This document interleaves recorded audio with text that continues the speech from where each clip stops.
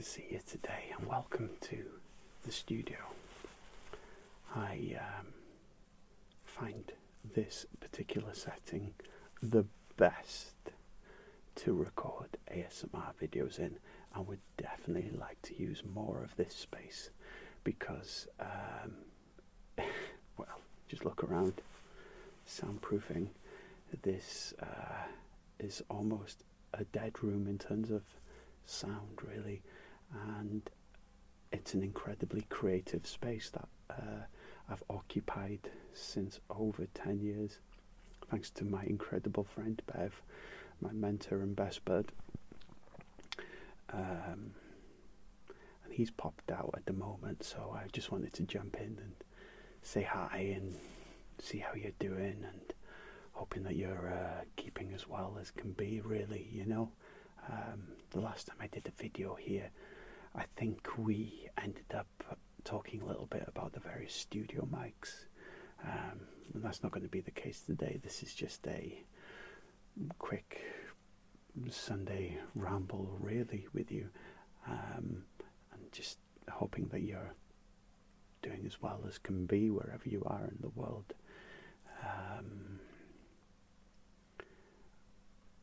So what I've been doing here recently is I've been writing new music with my good friend Nick, and we have been working through a full-length album since probably before Christmas, maybe October time or something, and it's a collaborative thing that we're doing together, so it's taken a lot longer than normal because for me it's the first time that I've collaborated on writing a record in a very long time, since 2015, really.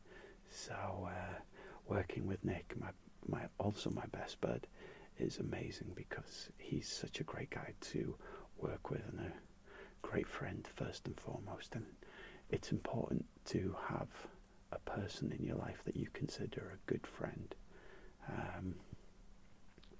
For a lot of us, it can be an animal.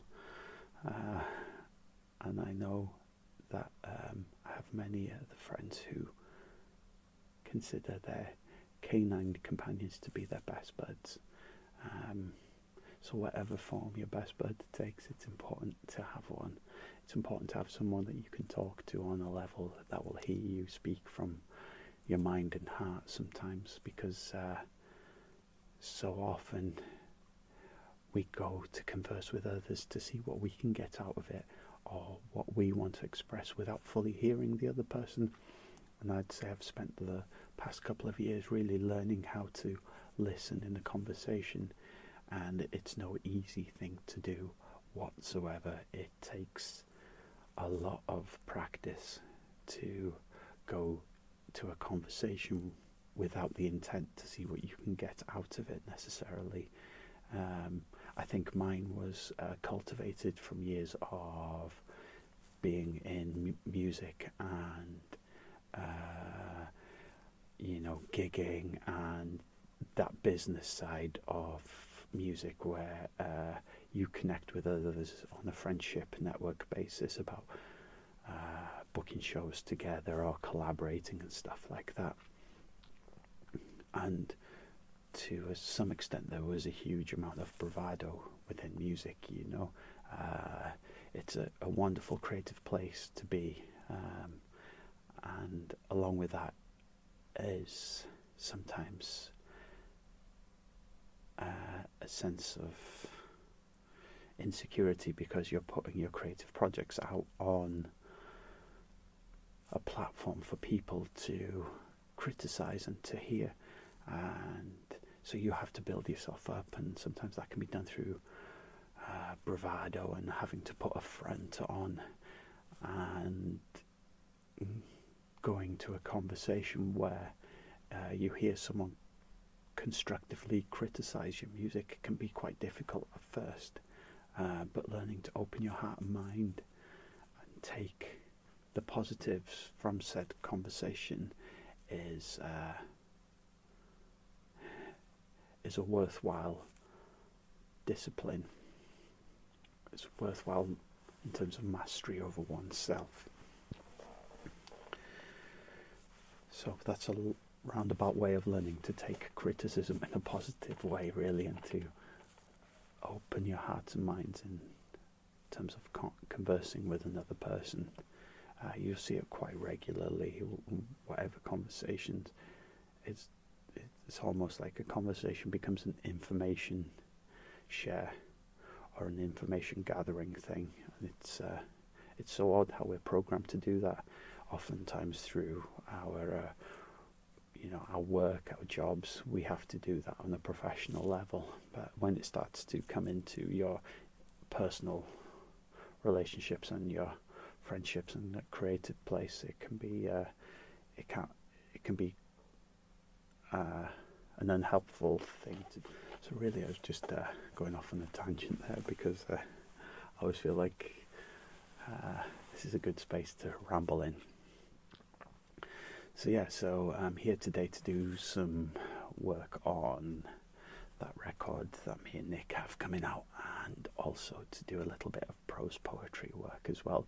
So I've always been in love with words, and I've always been in love with expressing myself through words and performance. So that's what I'm here to do today. I have a bunch of beats that I've been working on, and I have a bunch of free verse work, and I'm learning to find my voice and confidence with it. And I do vlogs through it under the guise of as verses. So if you are interested in regular vlog updates, go and check that out as well. But essentially, I'm just learning to find my voice without necessarily screaming like I so often do. Like you might have heard on the latest My Project Ghost record that I did. Screaming and shouting has always been something that I've been really good at doing, and apparently whispering as well, so that's quite interesting to me. But I really want to be able to enunciate my words quite clear without necessarily going to that aggressive place. So that's why I'm learning to find vocal placements and patterns through the prose and poetry stuff, and I feel that benefits me in the other projects that I do, and I feel like it benefits me in what I do with Nick as well. So it's good. It takes time to grow confidence though in it, and as I'd mentioned with the vlog stuff, I discovered that all confidence is repetition.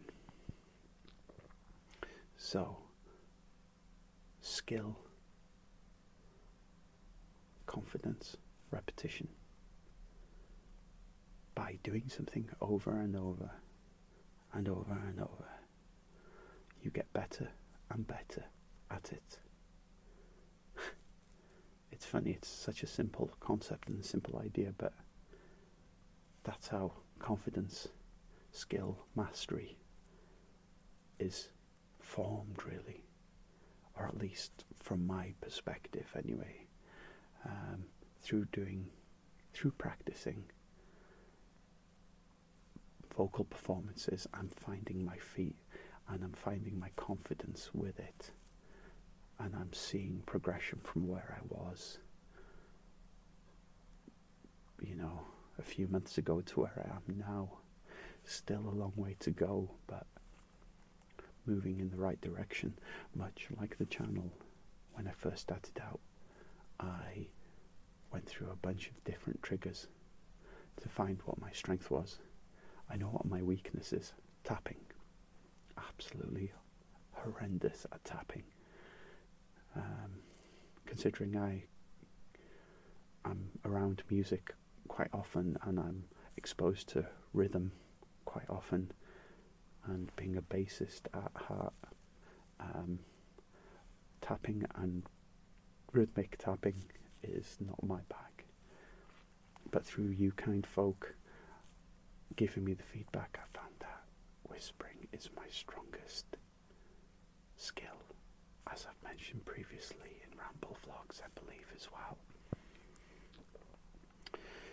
So I'm here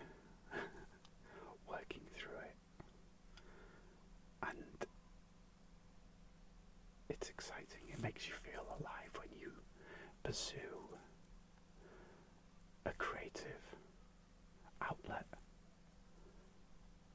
whether it be illustration, sculpting, modelling, D&D, as a lot of people talk about, whether you do cosplay, whether you fix cars, whether you work on boats. That's another one of my enjoyments. Sailing. I'm going on boats with my buddy Bev, as you might have seen from the companionship and conversation video. Whatever it be, whatever moves you, that's where your passion and your drive and dream is. And if you do that well enough through the process of repetition and refining, you get good at it, and people recognize that. And the idea is that one day that can become your job in a way, because it won't feel like work. It will feel like your true calling. In terms of true calling, I think now that I'm going to be 37 in March, I find myself wanting to put as much out into the world as possible, put as much positivity and put as much creativity and art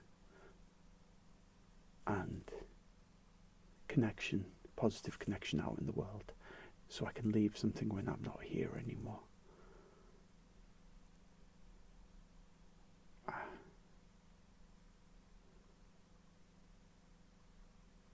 Yeah. It's kind of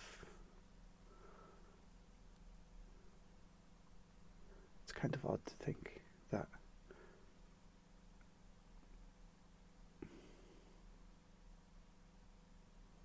your work lives on, the positive impact you make lives on. Kind of humbling in a way, you know. I've been humbled by so many things in my life. Just so many things.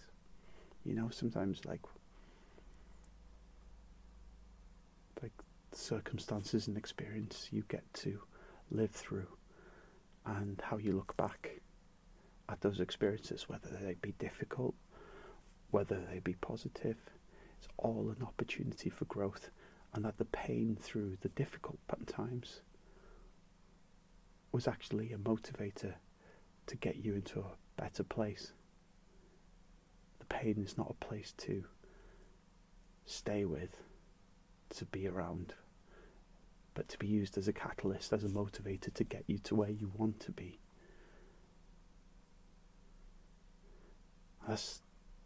That was a game changer to me, to really get my head around that concept, I think, because for the most part I've been my own role model for such a long time, and it's a little bit like fumbling around in the dark when you're your own role model, because there's no one else to necessarily learn from. But with the advent of technology and with the advent of the internet and YouTube, like, there's so much more available these days to help guide you into a positive place, and it's helped me grow tenfold, as opposed to learning through mistakes by myself. And for that I am eternally grateful, for the fact that we have such power and knowledge at our fingertips. It's incredible. It really is. You know, it's very, very humbling, and we have such access to so much creative minds and pieces of art that we get to experience and look at from our palms, with these smartphones and our tablets and devices. It's incredible, all this information just... However, on the flip side, it is important to take some time and some solitude to oneself to be able to reflect and breathe and not necessarily be going 1,000 miles an hour as well, right? Sometimes we can be 1,000 miles an hour for the longest time, pushed by that dopamine hit, that click. And I don't think there's anything necessarily wrong in that,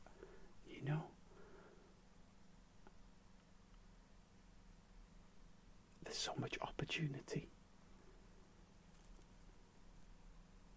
But at the same time, it's important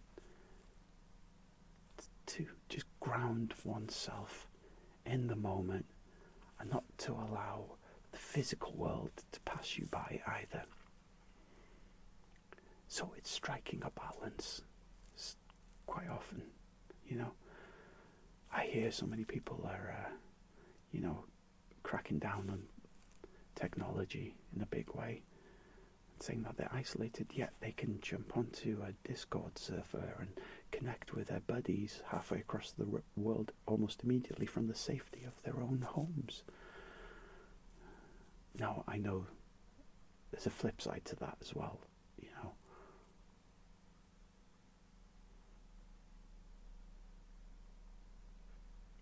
within the physical world and the physical domain. But the world still moves forward, and we have to adapt and move with and overcome and survive. It's in our core essence, isn't it, as humans, to thrive and prosper.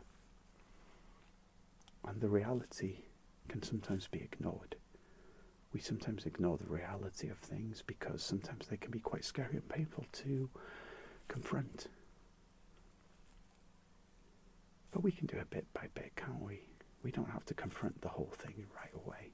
We can take baby steps, as it says in What About Bob, right? We can take baby steps towards things that scare us. We can go bit by bit at it. I know I have. I know I still do. You know what scares me the most?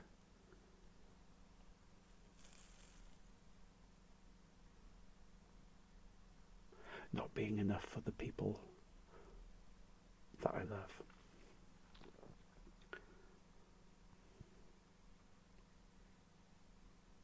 And you know the best way to be enough?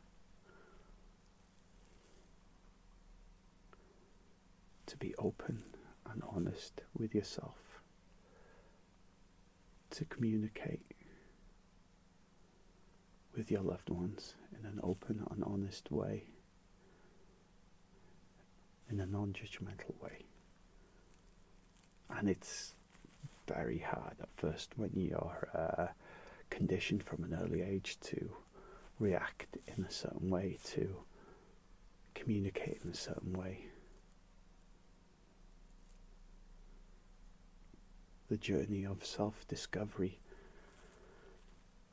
admittedly goes on forever. That's quite exciting because you learn something about yourself every day. There's something that you're taught by life every day, and it's up to you to find the meaning in it, the sense making, the navigational tool that you need to get you on to the next place. What got you here is not what's going to get you onto the next goal in your life. And so we keep changing and moving with the tide, with the ebb and flow, by being kinder to ourselves, by being kinder to the world, by being kinder to one another. Now, I've been rambling on and off for a little bit here now, and I hope that this brings you some type of relaxation, some type of positive feeling. I really do. These opinions are my own, informed social media, informed by the internet. So, I have nothing else to say for now. Thank you so much for sticking with me today. I'll see you in the next video. Take care of you and yours. Bye bye.